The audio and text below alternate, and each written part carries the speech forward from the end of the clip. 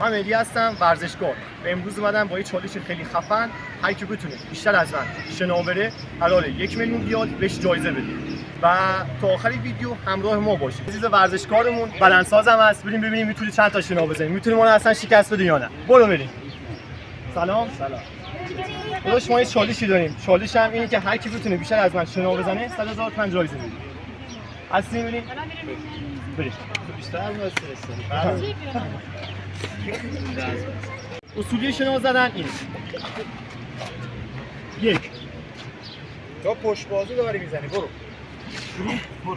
1 2 ماشاءالله 3 4 5 10 30 تا 1 2 3 4 5 6 7 8 ماشاءالله ماشاءالله ماشاءالله. دو تازه هم باش.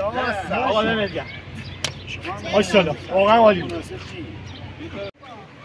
چالش بعدی با دوست مکانیک و بدنسازه.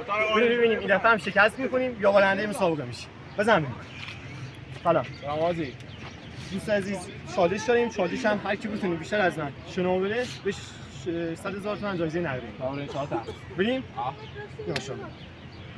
1 2 3 4 5 6 7 8 9 10 1 2 3 4 5 6 7 8 9 نازم. 10 20 به افتخار 1 مکانیکا. 2 3 ماشاءالله. 4 5 6 7 8 9 10 30 1 2 3 مهدی آروم همزمان باش بره. 7 8 9 10 چه ماشاءالله 2 3 4 5 6 7 8 9 10 50 1 2 3 4 ماشاءالله 5 6 ماشاءالله. 8 9 10 60 1 2 ماشاءالله. خما مبلغ خیابونی 1 3 ماشاءالله. کامل بره پایین. 4 ماشاءالله. ماشاءالله 6 7 امیر پسر 8 اینجا نقطه فشاره. 9 برو یکی عقبی ها. تموم.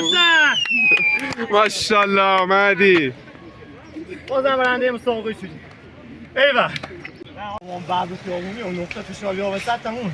دقیقاً. تا ویدیوی بعدی چالش بعدی خدا نگهدار.